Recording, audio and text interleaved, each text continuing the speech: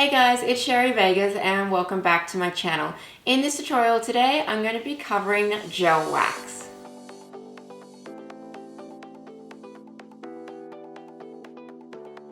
Now this is Unit 5 in my online candle course that has just come out. So if you do want to learn more about candles, definitely go and check out the link below. You can also use the code word YouTube to get 20% off this course. But anyway, let's get into working with gel wax to create some really cool candles. So I'm going to be going over everything that you need to know as a beginner to start working with gel wax. Now gel wax was popular back in sort of the 90s, early 2000s for decorative candles, and it kind of faded away, but recently it started to make a comeback, and I'm going to be showing you how you can work with it to create some different cool effects in some candles. So first up, before we get into working with it, we need to know a little bit about this product. So gel wax technically is not a wax, it's actually mineral oil and a polymer resin together. So even though it is called gel wax because it is used for candles, it's technically not a wax like all of the other waxes that we do use in candles. Now there's three main kinds of gel wax and they're all pretty similar, but they just come in different viscosities. So you've got low, medium and high. Low is generally used to create the sort of syrups that you pour over your candles for more of a runny effect to the candle. Medium is a pretty universal, well-rounded one. It's smack bang in the middle and you can use it for pretty much all the different effects you want to do with your gel wax, and it's generally the easiest one to come about. I find in Australia it's really hard to find all the different types. It's just a lot easier to get the medium gel wax. And then you've got your high viscosity wax, which is generally used for more of like the embeds that you add into your gel candles.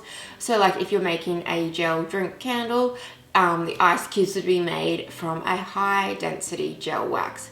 Now all of the gel waxes, no matter where you buy them, are the same.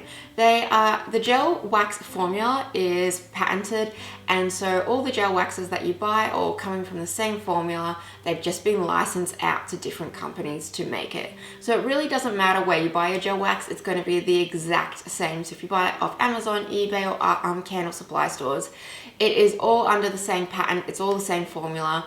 So generally I just recommend buying it from where you can get the best value for money. A really important thing to know about gel wax is it burns very hot. It's a lot hotter burning than soy wax or paraffin wax. So there are a few different steps and techniques that you need to do when you do work with a gel wax over the other kinds of waxes. First up, you want to be using a wick that can burn hot enough for your gel wax. Now when picking your wicks, you do need to go for a zinc core wick because they do burn a lot hotter than a cotton or paper wick.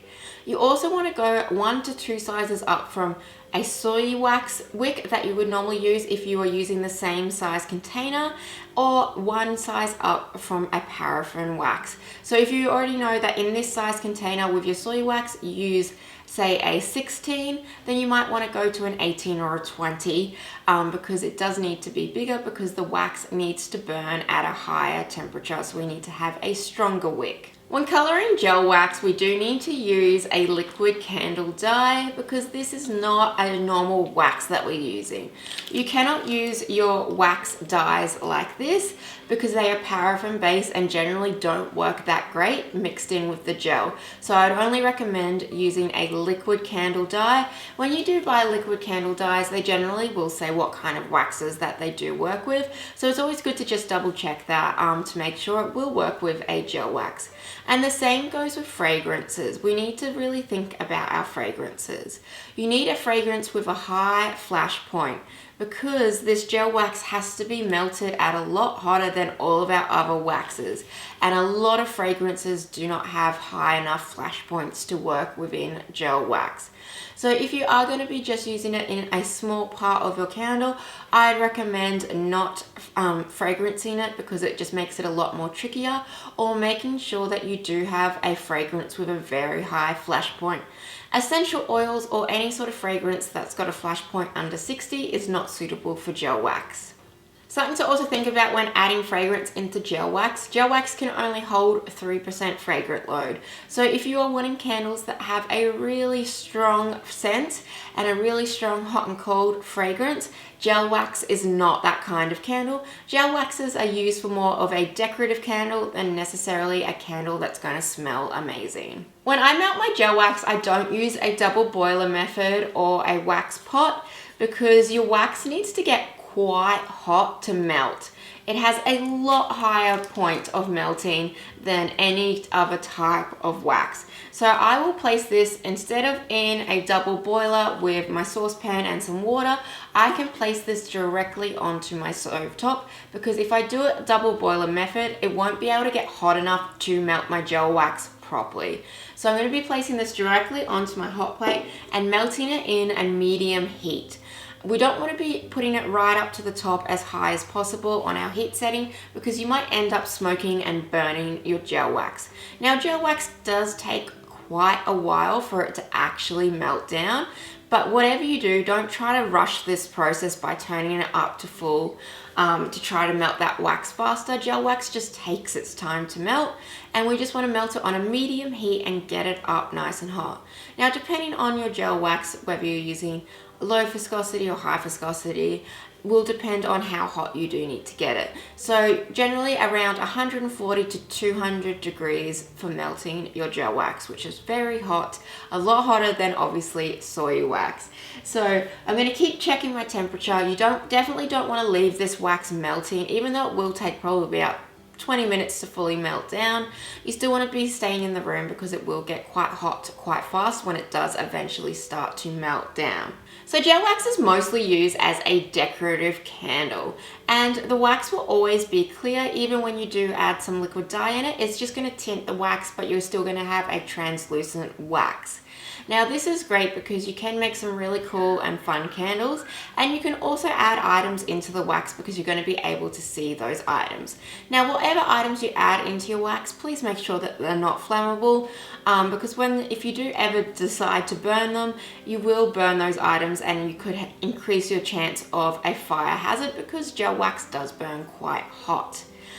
So you can add any items that you want in, as long as they're not flammable, unless you're going to be doing the second technique that I'm showing you, where those items aren't actually going to be reaching the flame at all. But if you are going to be doing a gel wax candle where the wick is going to go the whole way down the center of that candle, then you need to make sure that the items that you're adding in do not have any potential of catching alight. With my gel wax, I always wear gloves when I handle it, just in case I've got any fragrance or any sort of moisturizers or residue on my hand. It might affect the way that the gel wax sets. It can also cause it, if you do have any of that, to go a little bit foggy. So I just like to wear gloves when I am handling it. I'm placing it into my pot and then putting it directly onto my heat source at a medium heat. Now, gel wax does take its time to melt down. It's a very slow wax to melt, because it does need to melt at a higher temperature than all of the other waxes. So there is that safety concern. Do not wander off. Just make sure you're around to watch it melt. So I'm going to put it about 3 onto my hot plate and just keep checking the temperature as I go through. For this one, we're going to be making a half and half gel wax candle and soy wax candle, and it's really cool because you can put whatever you really like in the bottom half of your gel wax candle.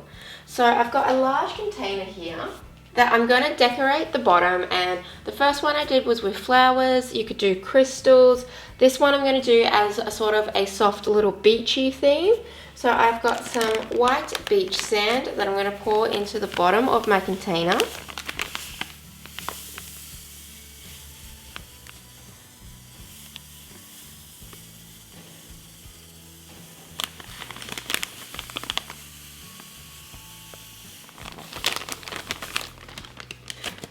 And then I've also got some shells that I'm going to add on in. So I'm just going to start placing my shells however I want them.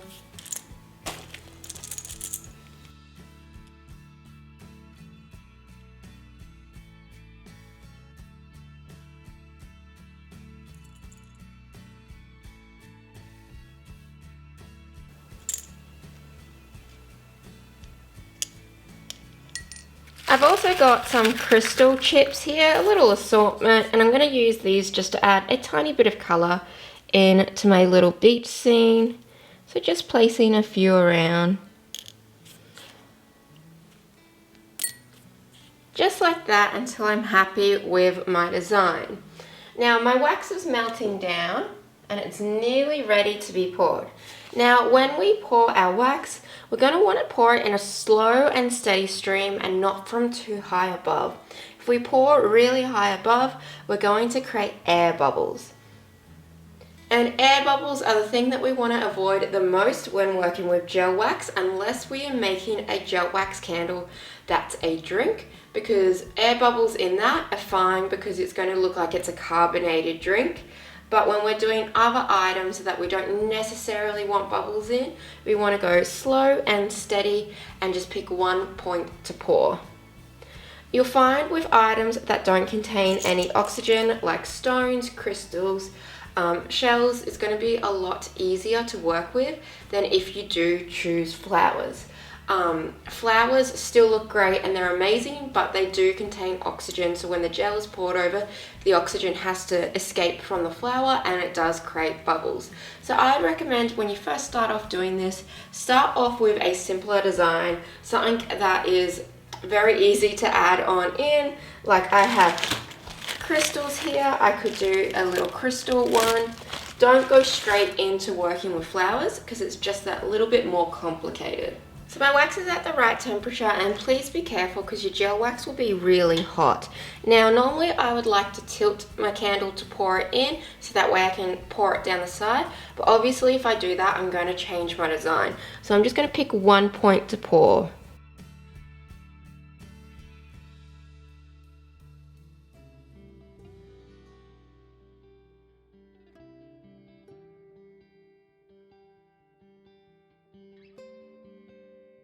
So I've just covered the top of my largest shell, and you can already notice the air bubbles are escaping from that shell because it was curled and obviously contained air.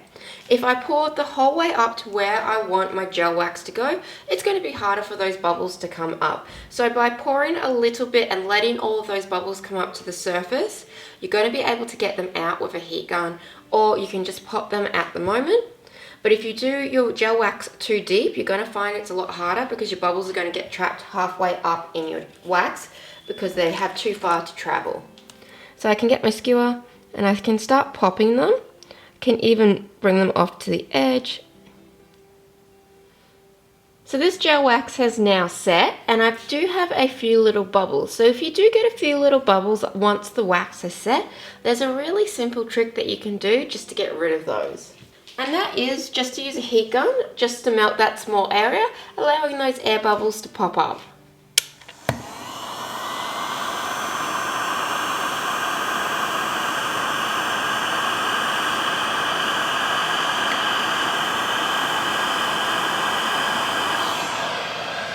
And now that I've gotten those few air bubbles, I can then pour my second layer of gel wax down.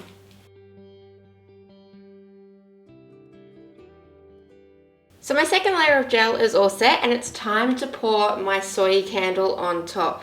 And the great thing about doing a candle this way is I don't have to be worried about anything flammable inside my gel, because the gel is not going to actually have a wick going through it, so none of this is going to end up being anywhere close to an open flame. So you can really put whatever you want inside your gel. Now I'm going to be using a wood wick for this one, and because it's gel I can just place it down and it's going to hold into its spot. I don't need to use a wick sticker. And now I can just pour my soy wax on top. My soy wax is only getting poured at 60 degrees, so there's no chance of melting in any of the gel because it's not going to get hot enough. So my soy wax is all ready to go. It's already at 60 degrees and it's got its fragrance added into it. And it's basically the exact same as what you would do if you were doing a normal container candle. There's no real difference to it except obviously the measurement of wax, because we're only filling about halfway of our container up. I've also got my wood wick candle here because we're not actually burning the gel wax at all, because the wick will stop when it reaches the wax. So I don't need to worry about using like a zinc coil wax because I'm not trying to burn my gel at all. So all I'm going to do is pour this on top, and I don't have to worry about the gel melting because the gel needs to get a lot hotter than my soy wax is right now for it to melt.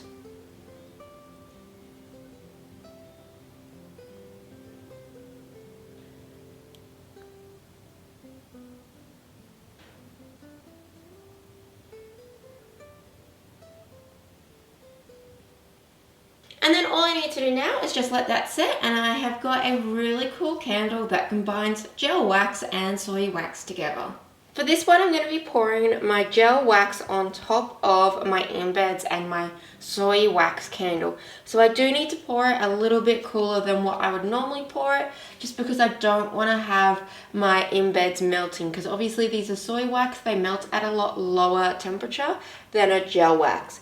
I've added some color in using my liquid colors, which I find work the best when working with gel wax. Now, because I did mix that through, I now do have bubbles through this gel wax. It's very hard not to get bubbles when you do have to mix it with the color, and because I've left this to cool down. So this is about around 80 degrees right now, and the longer you leave it to cool down, the more bubbly it's going to get when you pour it. If you do find it does start to cool down a bit too much, you can use your heat gun to warm it up slightly. But if I was to pour this at its perfect temperature, I'm probably going to end up melting these a little bit. So I'm just going to give these a pour out. And this is meant to look like sort of like a syrupy glaze that you would see on a dessert.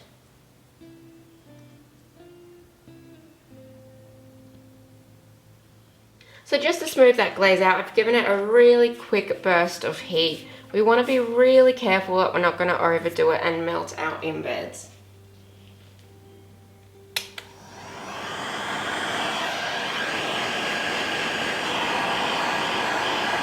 And just like that, our dessert candle is done. It's like a strawberry sort of like cheesecake or whatever you want to call it. But I think it looks pretty cool, and it's pretty simple to do, but it's really effective. Thank you guys so much for watching this beginner's guide to working with gel wax. If you want to learn more about candle making, then definitely go and check out the course, because this was just one of the units in my online masterclass, and there are many, many more units covering everything that you need to know to get started to take your candle making skills from beginner to intermediate. If you have any questions, feel free to leave them in the comment box below. And if you are new to my channel, please like this video and subscribe. Thank you guys so much for watching.